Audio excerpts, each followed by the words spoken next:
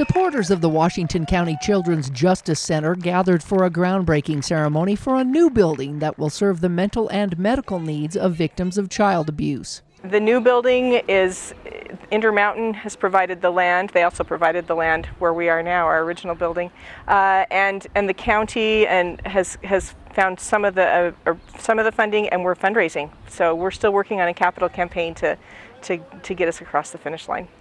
Serving between 400 to 500 children each year, the Children's Justice Center continues to provide much-needed services for victims of abuse. It's a work that unfortunately I wish didn't have to be done, but I appreciate the resource that is so needed for the children in our area. What do we do with those who have been the recipients of that abuse? We help them.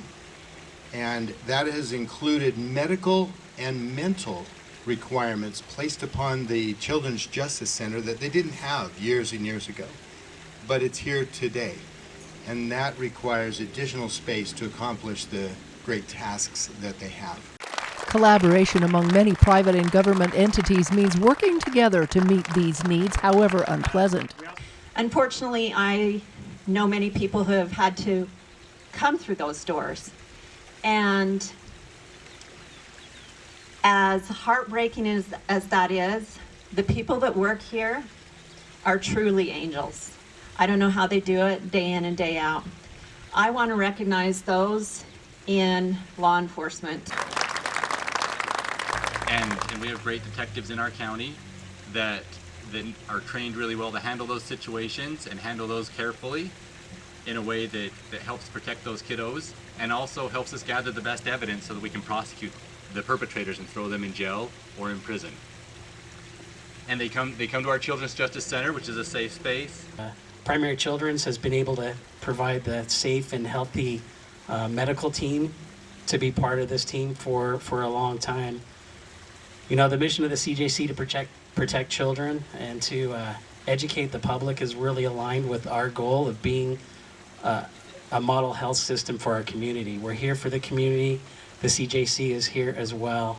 The new building, which will be built right across from the current CJC, will consist of around 8,000 square feet and will house the current mental and medical team. When this beautiful building was built, no one imagined we'd be providing medical services for kids, and no one dreamed we'd be able to be providing mental health services. So we've made things work here, but this new building will give us the space we need, but it's also dedicated space created specifically for those needs. We do have every nook and cranny filled in this place. You know, when you convert your garage into office space that you need more space. So it will be a large team space for our multidisciplinary team. We can't meet anywhere here now. We don't have nearly enough room. And then there will be 5 therapy rooms, 2 play therapy rooms, 2 medical rooms, and then offices for all of the people who are doing that work. So this building, as we've designed, and you see the renderings here, fits into the residential neighborhood. It's meant to, when the children arrive here, to feel comfortable and to feel at home. Having it all in a one-stop shop here is going to be a tremendous asset for Washington County law enforcement and the CJC disciplinary team. Bikers Against Child Abuse support victims by showing up to court and even their homes when needed. We make sure that they don't have to go at it alone. If a child is scared, that is when we can help them if they're an abused child. We go to court with them, we stand with them, we protect them, we make sure that they do not have to get stared down. We make a wall every time we go past the perpetrator or that family. We make a wall so that they do not have to be intimidated by the perpetrator or their family. Supporters of these efforts all want to help rise above child abuse. We'll be able to be that switch point that can help a child heal. And it's so important to me, and I love our team here. They are amazing. Pike says the cost of the building itself will be around $2.5 million, with an estimated $500,000 to complete construction, and they'll still need to furnish the building after that. Our amount that we needed to fundraise for was about $500,000. We're almost halfway there.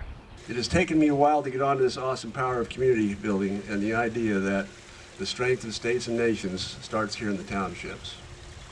When you are done with this and done with that, whatever it is you're being busy at and whatever it is you're doing, whatever it is that we're doing together, when you stop and wake up, what is really meaningful to you personally and that which builds those around you.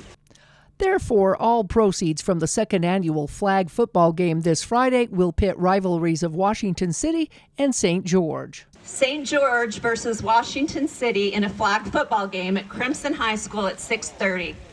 And all the proceeds raised there will go to the Children's Justice Center. And so I would invite you to come and cheer on Team Randall, Randall. We lost last year slightly, and Mayor Staley hasn't shut up about it for a year. And he's now sending me these terrible texts that if you want a grammar request, I'll be happy to release them. But we couldn't think of a better cause. They can make donations at our website, cjcwc.com. We can take donations there. We have a Venmo account if that's good for people. Come out to the football game. There will be lots of opportunities there to donate. You can call us here at the Children's Justice Center. We'll be happy to help. April is Child Abuse Prevention Month. The hope is that the building will be complete by this time next year. In St. George, Melissa Anderson, Community Education News.